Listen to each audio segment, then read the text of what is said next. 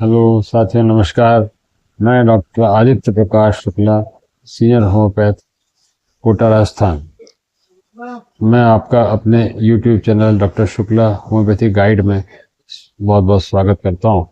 आशा करता हूँ आप स्वस्थ होंगे, प्रसन्नचित्त होंगे और अब मौसम बहुत अच्छा हो गया, सुहाना मौसम, इसका आनंद ले रहे होंगे। आज का हमारा विषय है अर्टिकेरिया।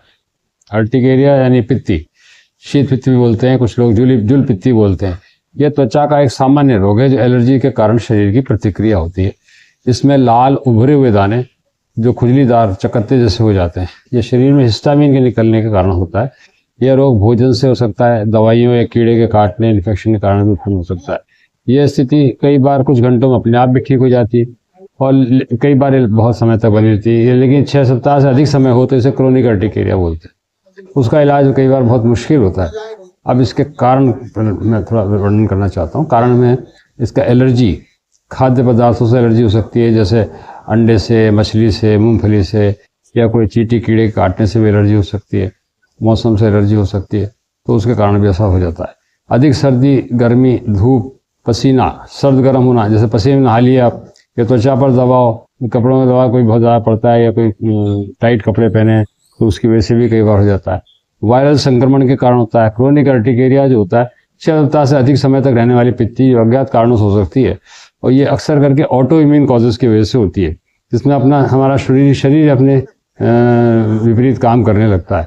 और इसके लक्षण क्या होते हैं? पित्ती के लक्षणों में त्वचा पर लाल लाल दाने हो जाते हैं, जो त्वचा के रंग के उभरे हुए चकत्ते या पैच जैसे हो जाते हैं। तेज खुजली चलती है, जलन या चुभन होती है, और यह चकत्ते विभिन्न आकार के शरीर के किसी भाग में हो सकते हैं। कई बार थोड़े से हो जाएंगे, कई बार बहुत ज़्यादा पूरे शरीर में हो जाते हैं, और बहुत गंभीर मामलों में, जैसे कई बार आपने सुना होगा कि मधुमक्खी काटने से पूरे शरीर में हो गया, मधुमक्खियाँ बहुत सारी काट गई, एंजियोएडिमा हो जाता है, और कई बार इसमें डेथ तक भी हो जाती है। इतना खतरनाक भी हो जाता है रोग, और इसमें ज़्यादा होने पर आँखों में सूजन भी आ जाती है। अब इसका मैनेजमेंट कैसे किया जाए? सबसे पहले तो इसका अपन कारण पहचानने की कोशिश करें कि किस कारण से हो रहा है ना। ये कई बार पता लग भी जाता है, कई बार नहीं भी लगता है, लेकिन फिर भी कोशिश करें जितना हो सके। आपको कुछ खाने पीने की चीज़ से एलर्जी है तो उसको बंद करें कम से कम, लेकिन किसी दवा के कारण अगर निकलती है पित्ती तो उसको भी रोक दें। ज़्यादा खट्टे, तेज, मिर्च, मसालेदार, तेली भोजन का प्रयोग नहीं करें। मांसाहार के कारण हो सकती है, अंडों से जनरली होती है, तो आप उसको अवॉइड करना पड़ेगा। और दूसरा अगला ध्यान रखना पड़ेगा इसमें, आप महिलाएं खाना बनाने के बाद एकदम जब बॉडी गर्म हो रही है उसमें तुरंत नहीं नहाएं।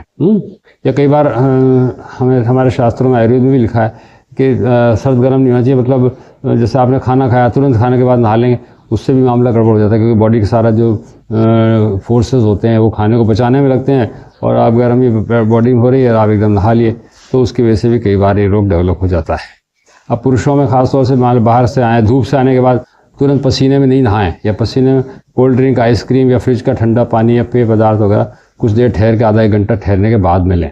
और सूती कपड़े पहने, जितने पॉलिस्टर है या वूलन क्लोथ्स पहने, अगर पहनना जरूरी है तो नीचे पहले सूती कोई कपड़े पहने, उसके बाद उसके ऊपर पहने, ताकि डायरेक्ट अगर आपके जो ऊनी कपड़े या टेरिकॉट कपड़े कॉन्टैक्ट में आते हैं तो उससे हो जाता है। ऐसे महिलाओं में जैसे बेंगल्स पहनते हैं, जो चूड़े, लाख के चूड़े होते हैं, उसको मैंने देखा है बहुत सारे महिलाओं में एलर्जी होती है, तो या तो लाख के बजाय कांच के पहने या फिर गोल्ड का पहने, तो उससे एलर्जी नहीं होगी, दाफड़ नहीं होंगे।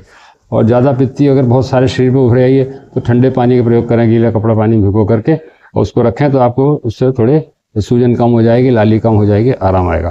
फिर भी रोग अगर परेशान करता है, नहीं ठीक हो रहा है, तो फिर किसी अनुभवी होम्योपैथी चिकित्सक से, योग्य चिकित्सक से सलाह लें और उसके सलाह से इलाज करें। कुछ दवाइयाँ मैं आपको बता देता हूँ उस भाषा में।